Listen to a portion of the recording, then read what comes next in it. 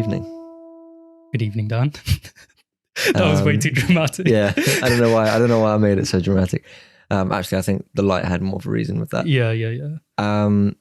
So on this episode, I just wanted to talk about first impressions. Mm-hmm. It's because recently my friend pointed out to me in a nice way that my posture isn't amazing. And it's like, for me, I think, honestly, it's just a bit laziness. Like I haven't trained it. So if I'm not thinking about it, when I'm walking around or even when I'm studying, I'm hunched over a lot of the time. And yeah, I don't know. It's something I need to improve. So what we have is like a little joke where we're doing something, we're out on the street and we'll just say like posture check. We'll both just like, posture check. Yeah. Okay, fair. Remember crep check a few years ago? It was like crep check. It's like that, but posture check. Yeah. So we'll be on the tube, yeah, and I'll just be like, I don't know, holding on, and then he'll just be like, posture check. Whoop. Yeah. Nice. And I guess things like that matter when you're meeting someone for the first time. Yeah. Of course. Those small things change how you perceive someone, the way they carry themselves. I think that's pretty common knowledge. But it got me thinking recently, when I do meet someone for the first time, what are the things that I do that affect their opinion of me straight away? I've heard that in the first 5 seconds of meeting someone, a massive proportion of their opinion of you is already formed straight away, from the tone of your voice, the way you greet them, those first interactions. Do you go and shake their hand? Well, no one shakes hands these days, but the way you're dressed, like how well kept you look. So yeah, I was thinking, what are the most important elements of how you carry yourself when you meet someone? Could you quantify it? Could you define it? The different parts of someone's perception of you. You could go into dress sense, what each... Like 10% this, 10% that. Yeah, you could almost make... You could almost make concentrated power of will. Yeah, 20% concentrated, 5% pleasure. So yeah, that's what I was going to say. Like when you're meeting someone, is there anything in particular that you're conscious of when you're making a first impression? It's funny that you mentioned posture, because that is probably one of the most, that's the first thing that comes to mind, and that's the one that I actively, act on. Yeah.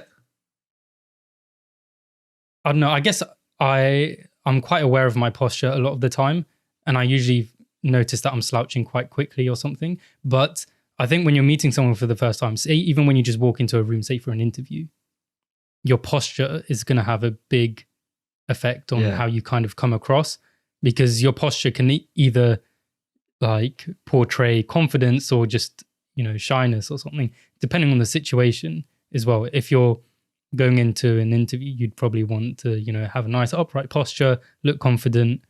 And I don't know, I think anyone with a normal posture, just they look more confident, happy, brighter in every single way. It's when you see them kind of walking, if you're just walking down the street, most people have terrible posture, like me included. Me included. Yeah. But you just see them stick out like a sore thumb, because it makes you taller as well. And you can tell that it's not just that they're tall, it's just that they're straight. They might actually be short, but they look taller than people who are taller than them, just because they're slouched over. Yeah. I bet height, well, I'm certain that height has a big impact on your posture as well. If you do happen to be a bit on the shorter end, I can imagine that the posture really helps, It really helps when you're projecting yourself, just coming across in a different light. Or if you're tall, I can imagine, people who are 6'6", 6'7", like really tall, end up slouching over so much more. You and I, we're kind of in the middle of the pack, just, but again, I think the reason why for me is mainly just laziness. I don't have the...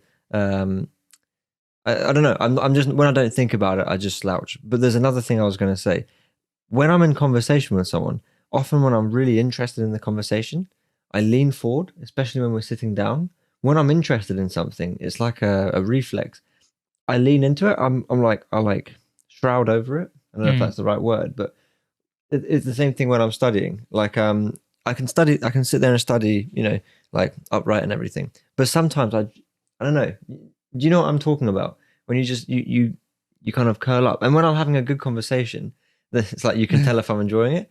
If we were talking right now and I was really interested, I often would move up my knee, and I'm leaning on my knee. I'm literally, oh, the microphone can't hear me now, but I'm talking like this. Yeah. I change my posture a lot. Yeah, like you said, I'd either lean. I don't lean in specifically, but I more lean on something. I think it's just so that I don't have to concentrate on holding up my body. I can let my body relax and put that extra brain power into whatever I'm paying attention on. In that moment. I mean, that's probably not why I'm doing it. It's probably just I just kind of forget about my posture, so I just kind of slouch and feel like leaning on something. But the more I think about it, the more I realize my posture really affects, or it really indicates how interested I am in a conversation, because I'm not just doing it for myself. I think subconsciously I'm showing you that I'm interested in the conversation. So if I'm having a meeting with my personal tutor or a supervisor at uni, I've noticed it a few times. I'm leaning forward a lot of the time. Not weirdly, I'm not like off my chair, but I'm leaning forward and I'm consciously sort of, I don't know, I think there's a conscious element to it where I'm showing that I'm interested. I'm showing that I'm engaged in it. And yeah, I think if you're sitting with your back straight very neutrally, though you can communicate you're interested obviously in a million different ways. But that's one way that I like to show someone I'm interested in what we're talking about, my body language. And in fact, when I get really interested in a conversation, I will notice that I subconsciously change my posture to kind of say to them, instead of going, right, now we're having a great conversation, I'll show it in my body language. I'll kind of make myself get comfortable, or I'll show them like, here we go. Like this, I'm really interested now. And I think it's a nice thing to give someone, like it's a nice, like subtle movement which shows your interest. So yeah, I think having great posture is obviously extremely important. When you're walking down the street, when you're working, you always need to be careful with your back and how you're coming across to people. But you can use your posture and, I don't know, the position of your body to show interest in a conversation. I think you can say a lot with it. Yeah, I think it also naturally happens. There was that other meme as well. I think you showed it to me where it's in the like garden, and those two classic garden monoblock chairs, the plastic ones, right next to each other, just facing each other. And you're like, man, I want to know what they were talking about. Because at that point you just kind of lean into each other. Like there's just a sense of just, I guess, intimacy at that point. Just in terms of like the conversation, where it's going, or how deep it's getting, or how personal or vulnerable you're getting. But I do want to preface it. Sorry, the stopwatch went. We don't know how long we've been. Okay. I do want to preface it with two things. Number one, I want to say that you obviously should never be thinking about it. So I'm saying a lot of these things reflectively, like retrospectively. I don't consciously think, okay, now you lean forward, now, because that's robotic. And I don't know, it takes away from what's nice about human interaction. Like the fact you can just have a conversation, just enjoy someone's company. So if anyone's listening to this, I wouldn't want to suggest that you ever deliberately move in or you deliberately change how you're sat. You're you, But I realized that that's something I personally do, is I change my posture based off of interest in conversation. And I think in a way it indicates to them what I'm thinking as well, or how I'm feeling. That's one thing. It's just like a quick sort of disclaimer. And then the second thing is, in a medical context, is interesting because I know people in my class who I haven't myself, fortunately, but I know people who've been told off in OSCEs for leaning in too much into the patient. And it made me really think, because again, if I'm having when I say interesting, if I'm having an engaging conversation with a patient where I'm taking a very focused history, we're speaking for a long time, I can imagine that I end up sitting in quite a lot to really just focus in. It's the same thing as before.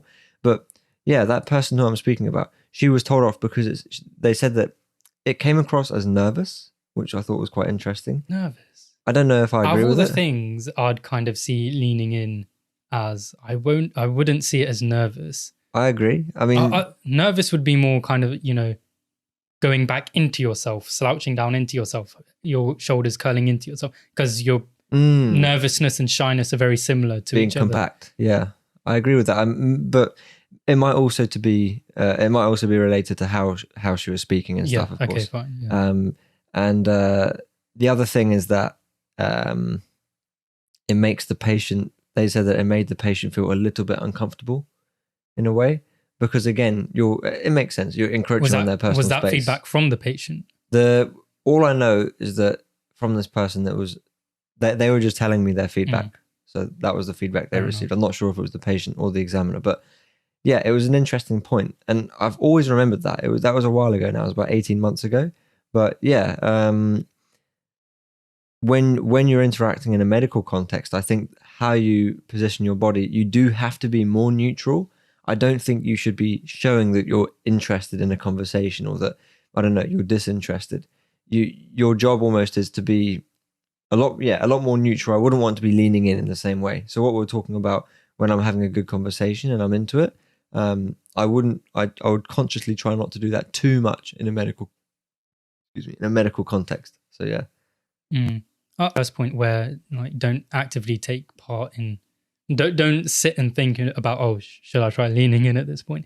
Instead of doing that, it might be a good practice to notice it on other people. So say if you're just in a conversation, like, oh man, there's a good conversation, just try and go like snap like back into kind of a conscious level of thinking and just be like, oh, what's their body posture like? Is it leaned in, or is it, well, what is it like? And if you start picking up patterns, you can maybe start seeing, oh, this kind of matches up to when I feel the conversation is interesting or something, or at least when they seem to be engaged, and then you can kind of get some kind of template for it. It's an odd thing reflecting on social interactions, because Yeah.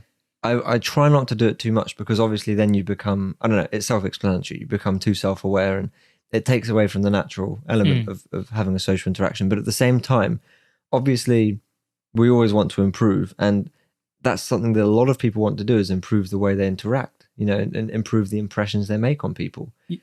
Yeah, and we spend like 90% of our time in, well, depends when I'm studying. I'm not. I'm just stuck away in the library or my room. But a lot of our life, a lot of our daily lives, livelihood, and everything, working, is all spent interacting with other humans. Even if you're working, say, a telephone job, still interacting with other humans. There's just, no visual element to it. But yeah, so whilst it shouldn't become very conscious where you start using all these techniques or paying attention to what you're doing and trying to change the situation. It shouldn't be, manipulated with like that. Sometimes you can experiment with one or two things if you're trying a specific thing, say with public speaking or something, you want to try a new technique. Yeah. But in a normal conversation, it's probably best not, or it just, takes the fun out of just a natural conversation. But noticing it and just when you're on your own, just analyzing it, thinking about it is a good thing to do, because then you'll become a better person, like a better person in conversation, a better storyteller or whatever. Because whenever we have conversation, what we're just telling is usually just stories. Yeah. So you'll just be able to have more insight in that way. And then, maybe just notice, oh, what's that person doing at this time? Just randomly in your head. You don't pick it out or try to change anything about it. It's just, you're just taking in these data points, and then later on you just kind of collate them and analyze them later. It's a funny thing. Yeah, I don't know, maybe the way that is good to do it is you figure out something you want to improve and you try and implement it, but you get to the point where you're just doing it subconsciously. I suppose that's what people want to do when they're trying to pick up a new trait. So say they want to be more charismatic. I know someone who told me they want to be more charismatic. So they've read a few books about it. They've learned about certain techniques. All the while, I could be thinking you're creating a false image of yourself. If you're deliberately having your body in a certain way, talking about certain things, I initially thought, well, you're being someone else. But I guess the point is, you reach a point where you're just doing that subconsciously. You just are like that. And I suppose we're always changing ourselves slightly. We always notice a trait. I don't know. I need to be more patient. So that reminds me of when we did that patience thing for the charity. Oh, yeah. Yeah. Patience. No, that was Phosis. Oh yeah, sorry, Phosis. But yeah, so yeah, I don't know. I all I'm saying at this point is that I'm a supporter of consciously changing things about how you come across to improve yourself. As long as, I don't know, as long as you're doing it for the right reasons, and as long as you're not, I don't know, as long as you don't stop enjoying interactions with people because you're just thinking about how you are, and Yeah. it should become natural. Yeah, if you get to that point, that defeats the whole purpose of analyzing it, even reading books, watching videos, there are courses and, workshops on this kind of stuff too, even just for normal interaction or say public speaking or interviews and stuff like that. So yeah, if it ever gets to the point where you're just over analyzing every single conversation, you've gone a bit too far. But the thing is that I think that everyone should take some kind of part in it, whether it's reading a book or watching video. Do you know the channel Charisma on Command? I do. I've been thinking about that during this. I used to binge their videos, man. Like just about every single topic. I would just watch all their videos. It was pretty engaging videos. He's a good speaker, and the way he like formulates his videos. So I guess they were addictive in that sense. So they were actually doing what they were talking about.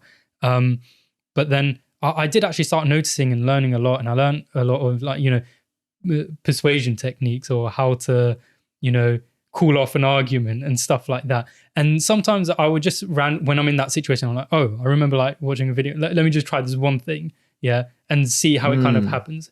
So you're just kind of throwing it out there and seeing if it works or what happened to it, and analyzing it that way. And then you just kind of make it work for how it works for you, basically. Mm-hmm. So yeah, that's how I'd go about it. But I definitely think everyone should kind of go into it and look into it and study it and try and implement new things. I'm a big fan of reflection. I think that's really important. And of course, we all have to be doing that all the time. I just think there's a way to do it, obviously. Yeah. And I'm not saying I know the best way. I definitely don't know the best way to reflect. And different things work for each person. But for me, that's something I certainly do. I reflect on interactions, and I try to reflect on interactions, and I try to reflect on how I come across to people. For example, we were talking a bit about it in a last episode or a couple of episodes ago, when you share success to someone. If you've got a good mark in an exam, being careful about how you come across. I think that's something where when you reflect, you can get better at it, knowing how to act in certain situations. Anyway, I know we've got about 12 minutes, thanks to the timer. Yeah. The going back to the original point of the episode, it was first impressions, right? We went on a bit of a tangent. Yeah. So we can probably agree, your posture is important. That's one of many important elements. What do you think, just off the cuff, is another super important thing? I have one or two opinions. That is a good question. I would think your facial expression. Yeah, that's a massive one, eh? Yeah. I was going to say that. I was going to say like your expression plus eye contact, like, how you face them and how warm you look. Like if you, you can take so much from that first look at someone. You can figure out so much about them. Yeah, definitely. Yeah, I guess that's where the whole kind of 5-second thing comes from, or however long it is, where I think a lot of it just comes from, their body, body language, or I guess in that circumstance, it would be posture. And then the other one would be facial expression in terms of, are they smiling when they walk in? Are they pouting when they walk in? Are they grinning, showing their teeth? Or are they just frowned, or do they look confused? Because then that would start off, if they come in looking confused, then you start the conversation, are you lost or something? Or can I help you? Whereas if they're smiling or something, they might even start the conversation and be like, how you doing or something. It depends on the scenario, right? I've just looked at it online. I've Googled how to create a good first impression. I guess this isn't in the context of the first 5 seconds. This is just a first interaction with someone. So what you're saying about even just whether you're smiling and depending on the context, how much you're speaking, it covers some of them here. Maybe I could go through a few of them, see what you think. All right. So presenting yourself appropriately. Oh, your clothing. Massive one. Yeah, massive one. But I think it's not just your clothing, obviously. It's how well kept you look, Yeah, so, overall, yeah. So it's an example for me again. It's a bit anecdotal, but so quite often I get periods where I have quite bad skin and I don't notice it. I don't really think about it very much. But a couple of my friends have told me again, it's something you should actively try and sort out because it affects people's impression of you. Even a small thing like that. It sounds, they don't say it in a mean way. Yeah. Obviously, it's something that no one wants to have, but it's something that because I'm so used to it, because I had acne since I was like 12, 13, never bad as well. It wasn't bad enough where like, I was like, damn, this is terrible. So I've always had just small kind of spots on my cheeks, but I don't think about it very much. It's interesting to think that someone else will notice it on me. But then when I think about it, it sounds sort of mean to say, but there are some people, oh, it sounds really mean to say, like, you just notice it, right? Yeah. You kind of do notice it if someone has very bad or very nice skin. Yeah, I don't know. I feel really bad for even saying that, but yeah, no, you do notice it, but I guess then it's upon you whether you take that as a negative trait or a positive trait in whatever circumstance. So yeah, but in general, just being well kept. We had that conversation with you where you can just kind of have your hair and it just kind of looks all right at whatever length you have it at. Thank you. You're evening out the negative of the acne with you got good hair though. See, this was a thing from Charisma on Command. Yeah, this is No, we've got to start citing them. Yeah, so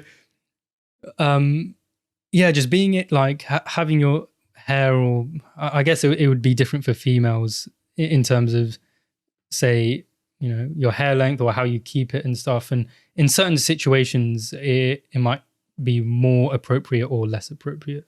Like professional hairstyle, for example. Yeah. In a hospital, that will affect the patient's opinion of you. Or, yeah, that's true. I suppose it is true. People make judgments even off of your hairstyle, whether you have a beard, whether you don't have a beard.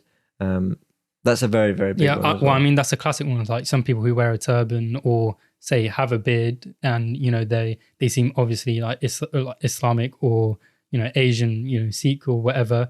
You know, people are racist towards on these visual appearing features. It's the beard. Yeah. Or yeah. So, yeah, man, I've never really actually kind of thought about it that much in terms of how much appearance does actually make. Whereas, I mean, it makes sense because you see someone like, oh, they're quite attractive. You notice it instantly, right? Whereas, I guess in normal conversation or just with the people you usually know, it's a sad thing in a way. It's a very superficial thing. We're part of it. We're just two other people in the world. But we constantly will make little decisions about someone all the time based off of their appearance. But it's kind of sad to think that someone would have a different opinion of me if I had better skin, or if I had a different hairstyle, or if I was 3 inches shorter or 3 inches taller. You know? Oh, yeah, that's a interesting one. Yeah, it's a touchy subject, that one. Height. Yeah, the height's one that affects. Again, we're quite lucky that we're tall enough so that it's something that I'm never really thinking about. But I think coming from a, say, natural evolutionary stance, I guess it's a good indicator of health or status or something. Say if you're talking about like 1,000, 2,000 years ago, someone who's tall, well built, say no acne and just, you know, just everything good, they're just going to be like, well, at first glance you'd be like, oh, they're pretty healthy, probably a good mate or partner or something. Yeah. So that's why you'd be naturally attracted to someone like that. Quick interjection. Do you think cavemen had acne? Or do you reckon we get acne because of our diets and cavemen acne? Oh my, wait, Ask Science on Reddit. Okay, this is going to be interesting. Ask Science on Reddit. This is actually really debatable. That's interesting. Though it seems unlikely that it existed pre-agriculture. Yes. Modern hunter-gatherer societies have no acne. Oh. This was actually also like people like the groups in Papua New Guinea. Yeah, okay. I see where they're coming from. I was going to say a similar thing because a lot of these reactions and stuff, well, I guess it is a type of somewhat allergic reaction. I guess in your teenage years, your hormones do play an effect, but it has to be triggered by something, right, as well. Say if you're fairly weak in terms of, say, your immune system. Excuse me? It's hitting close to home, bro. Be careful here. I saw insulin resistance as well. Oh, yeah, so I was getting to that, basically. A lot of these stuff is related to insulin resistance, but say if you're weak with your immune system, you're not just going to die instantly. You have to get infected. You need a trigger. You need an infection, right? And then that's going to, you know, overtake your body and then you die or something.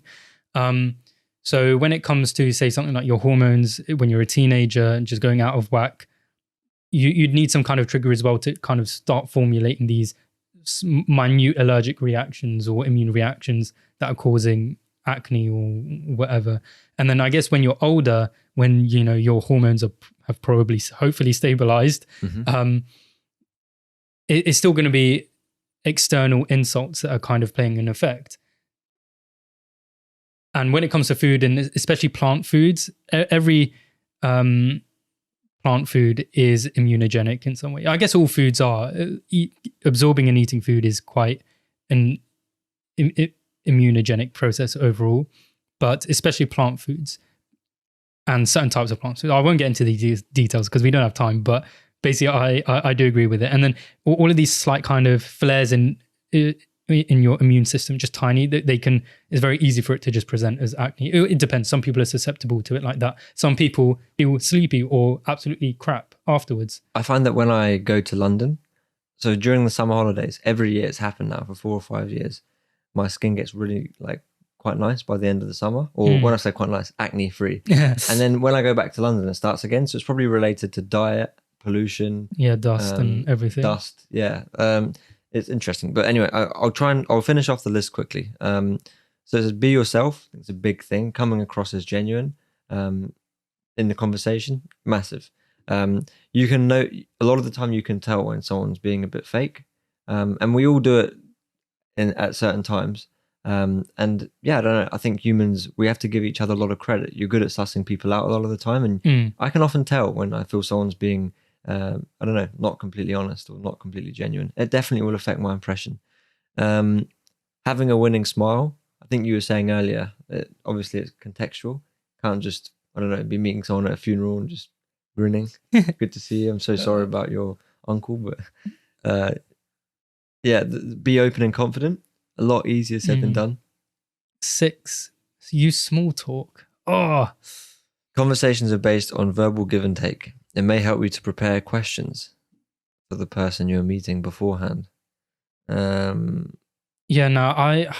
disagree. The thing is, small talk is necessary. Like, you need to say, the greeting and then how you doing or something or whatever. Or like, oh, where did you come from today? Or like, where did you travel from to come to this conference or whatever? Yeah. But then after that, it should be over and just get into the meat of it. Well, I suppose it's part of being genuine. A lot of small talk, I would argue, isn't completely genuine, maybe. I don't know. It's a difficult one. We also only have like a minute and a half left. Yeah, so we can't really discuss too much. But I guess just to conclude it then. I would say I also agree that small talk's important as well in certain contexts. I can see why small talk's important and I definitely engage in it. Be positive, makes sense. Be courteous and attentive, makes sense. I think they all add up. And as we were saying, I didn't see the number 9 should be posture from what we were talking about for the first half of the episode. But, body language. But it's just interesting to think about. It's a bit of a shower thought, it's like, what do I do well? What do I not do well? Yeah, because we often have those times where it's like, oh man, like I probably made a fool of myself in front of this person or something, or like on a first date or something. Oh, so can't relate too much. Neither. So, I guess we'll just leave it at that at this point. Yeah. I guess it's just something to think about. What makes a good first impression? And it's going to be different for each people in different contexts and everything. I'm thinking back to when I first met my girlfriend. At the time I was about 16. So my first impression. I would love to know what 16-year-old me. First impressions. Anyway, okay. That pretty much concludes the episode. So thank you very much for joining me on this shower thought expedition. Yeah, and if you have any of your own shower thoughts, then let us know. And we'll leave it at that. Peace. Thank you for listening to this episode of Getting It. If you enjoyed this episode, or didn't, then feel free to leave us a rating and review on the Apple Podcasts app or on the Apple Podcasts website. We'd love to hear your thoughts, ideas, or questions about anything we discussed, so feel free to email us at thoughts@gettingit.co.uk. You can also reach us on Twitter or Instagram at gettingit_pod. You can find all the links in the show notes.